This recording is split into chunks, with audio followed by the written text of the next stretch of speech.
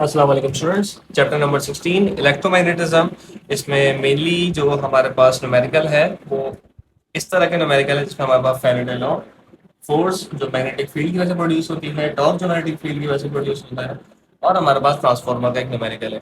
Easy numericals हैं, ज़्यादा numericals भी नहीं है चैप्टर में। इसके पहले फॉर्मूलास आप लोग अपने पास नोट डाउन कर लो। तो जो पहला फॉर्मूला है हमारे पास वो फोर्स निकालने का है जो मैग्नेटिक फील्ड की वजह से क्रिएट होता है। आप इसको B I L sine theta इससे याद रखना, ठीक है। बिल साइन थीटा से याद रखना। फोर्स निकालनी हो, करंट दिया हुआ हो, लेंथ दी हुई हो, तो आप लोग बिल साइन थीटा से इसको कैलकुलेट कर सकते हो। अच्छा, एक चीज का ख्याल रखना, ये जो एल है यहाँ पर, ये एल स्मॉल है, ठीक है। उसके बाद अगर हमें फोर्स निकालनी किसी चार्ज पार्टिकल से, अगर कंडक्टर दिया हो तो बिल साइन थीटा, अगर कोई चार्ज पार्टिकल दिया हो तो आप लोग यूज करोगे Q V P sine theta.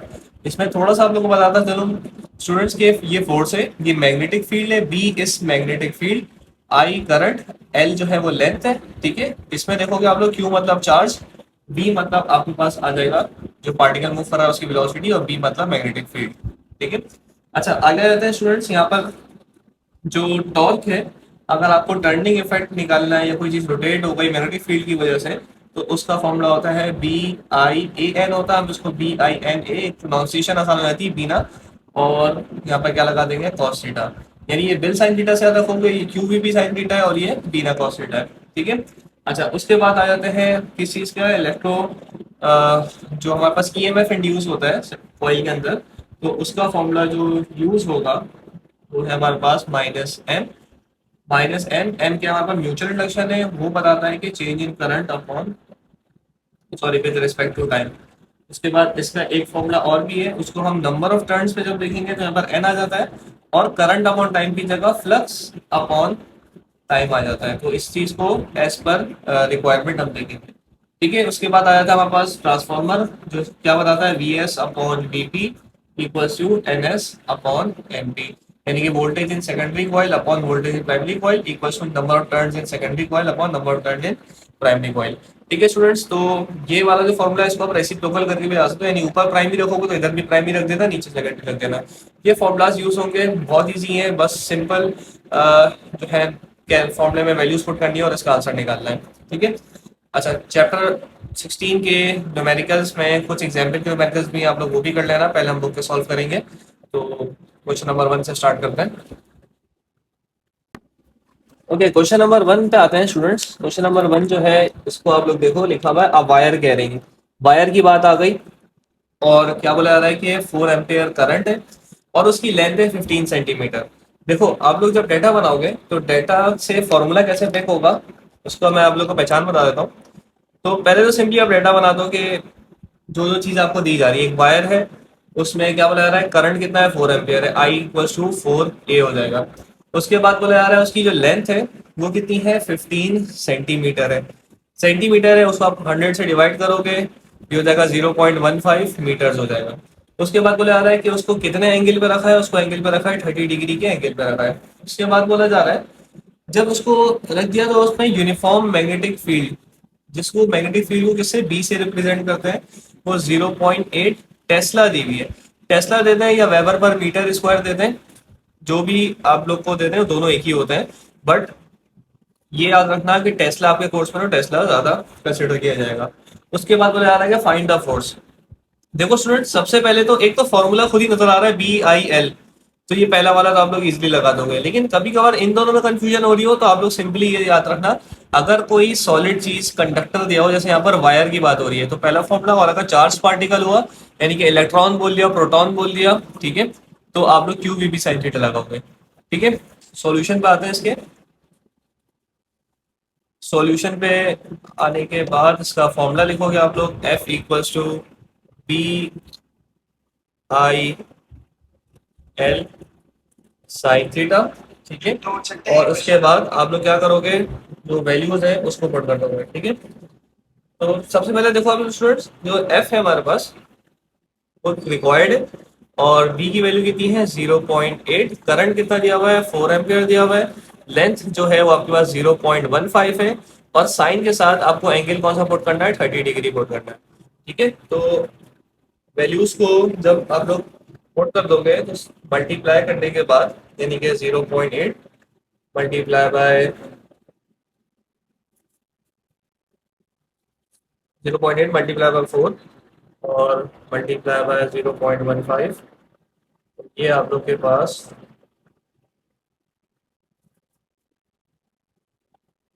बनना है 0.48। ठीक है। और जब साइन 30 करोगे आप लोग तो साइन 30 की वैल्यू होती है 1/2। जब आप इसको सॉल्व करोगे तो ये हो जाएगा 0.24 न्यूटन। कैसे सॉल्व करोगे, या तो 1/2 को 0.5 कर देना फिर मल्टीप्लाई कर देना, या 2 से ये डिवाइड कर दोगे तो 0.48 0.48 डिवाइड बाई 2 इज 0.24। तो ये आपके पास जो है फोर्स की वैल्यू आ गई। ठीक है स्टूडेंट्स, क्वेश्चन नंबर 1 था ये, इसमें काफ़ी इजी था, बस एक ही चीज़ थी, वो थी 0.15 को सॉल्व करना। ओके नेक्स्ट उस पर चलते हैं। नेक्स्ट न्यूमेरिकल के लिए आप लोग देखो क्या बोला जा रहा है इसमें कि एक स्क्वायर लूप है।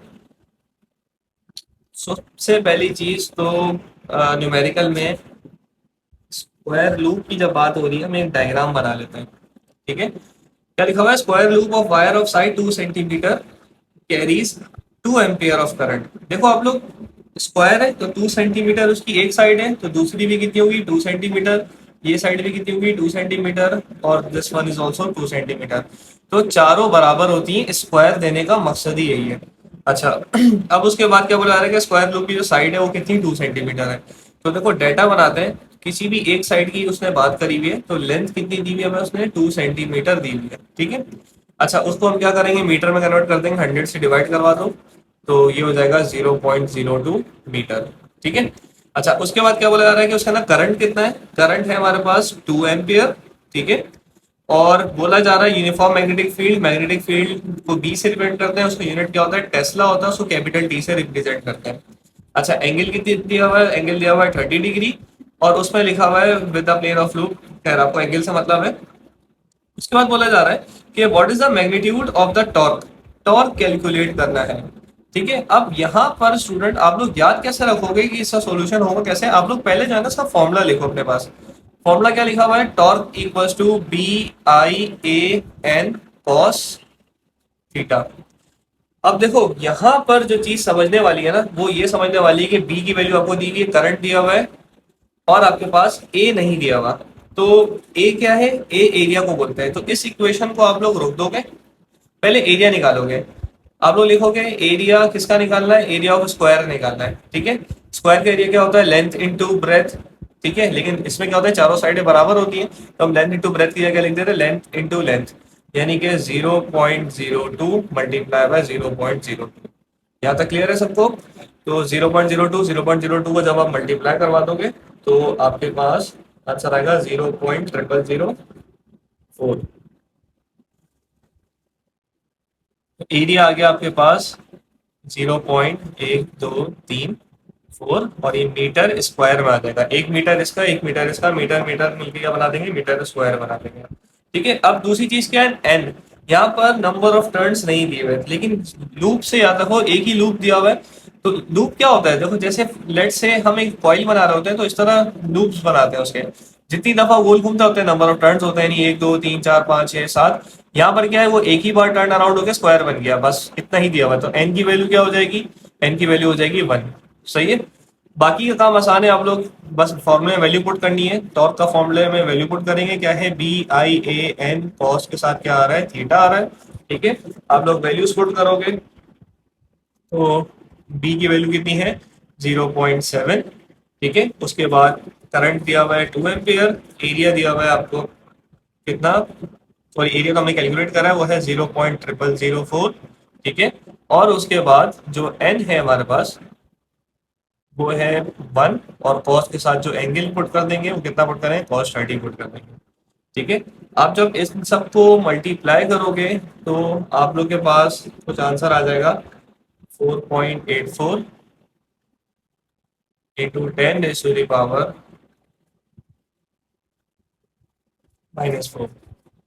ठीक है स्टूडेंट्स, टॉर्क का यूनिट आपको पता होना चाहिए। टॉर्क की डेफिनेशन क्या होती है, force into displacement, sorry force into moment arm होता है, तो फोर्स इन न्यूटन होता है, और ये मीटर होता है।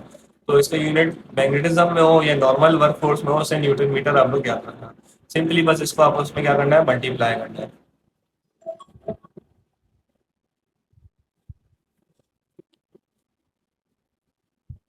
ठीक है, क्वेश्चन नंबर 3 की तरफ चलते हैं।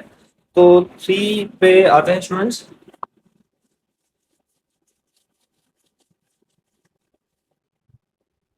तो क्वेश्चन नंबर 3 में देखो, आप लिखा हुआ है transformer needed to convert a main 220 volt supply into 12 volt supply.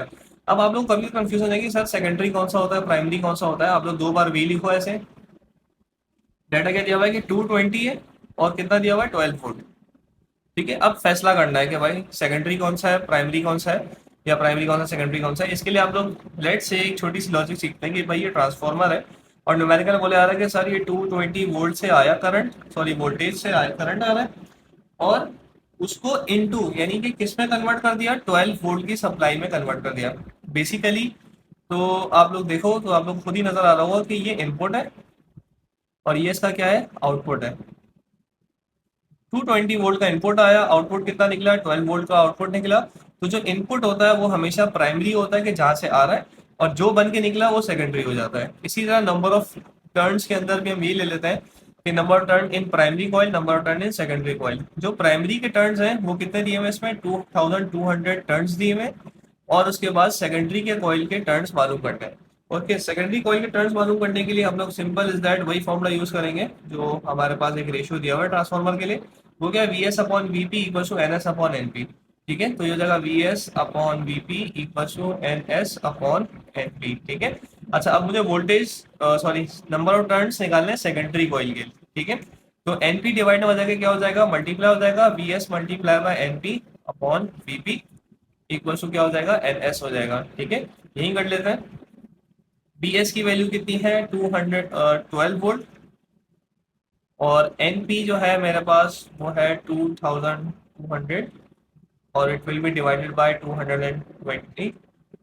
तो हमारे पास क्या आ जाएगा, number of turn in secondary coil आ जाएगा। कुछ कैलकुलेशन ऐसी होती है स्टूडेंट जो बगैर कैलकुलेटर की हो जाती है, तो जीरो से जीरो ये कैंसिल हो गया।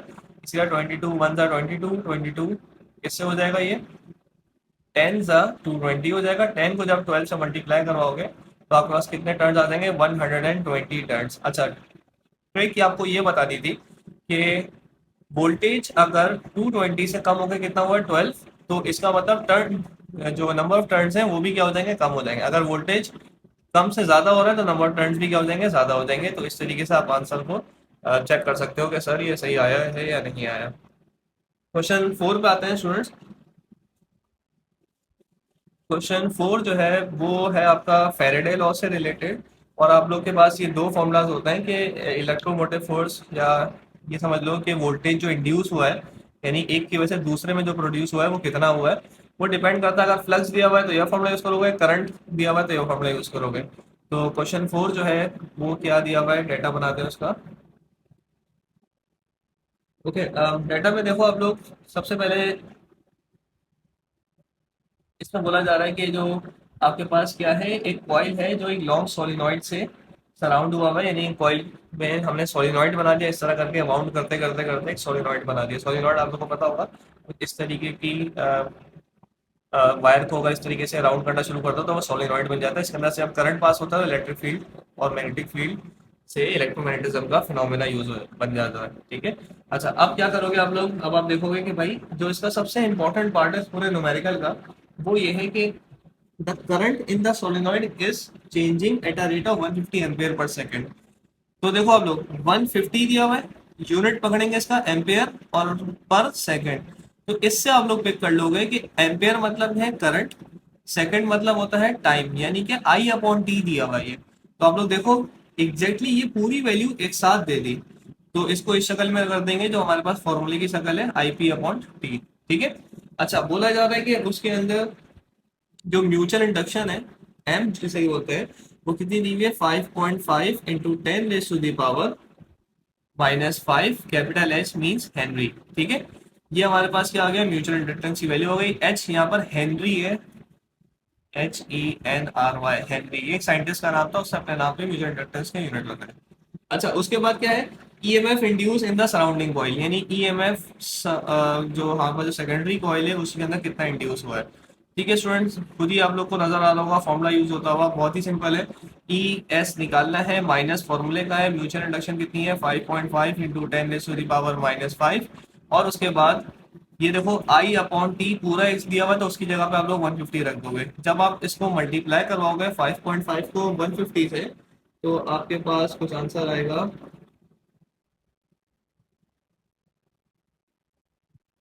825।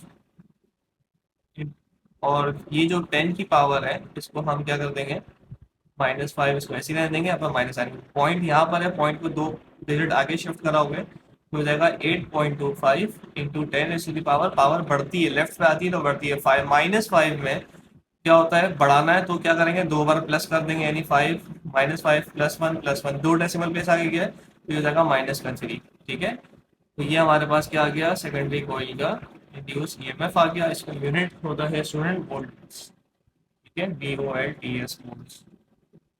यहाँ पर स्टूडेंट्स न्यूमेरिकल कंप्लीट होते हैं। आप लोग इसकी वर्क एग्जाम्पल लाजमी कर लेना, माइंड भी पॉसिबल बोर्ड एग्जामिनर्स को कंसीडर करें। इसके अलावा मैंने लिस्ट को अपडेट कर दिया है, सारे न्यूमेरिकल आप लोग को प्लेलिस्ट में मिल जाएंगे। तो कोई भी सवाल हो, कुछ भी पूछना हो, आप लोग कमेंट सेक्शन में पूछ सकते हैं, ताकि मैं आपको एग्जाम में जो भी कन्फ्यूजन हो वो क्लियर हो जाए।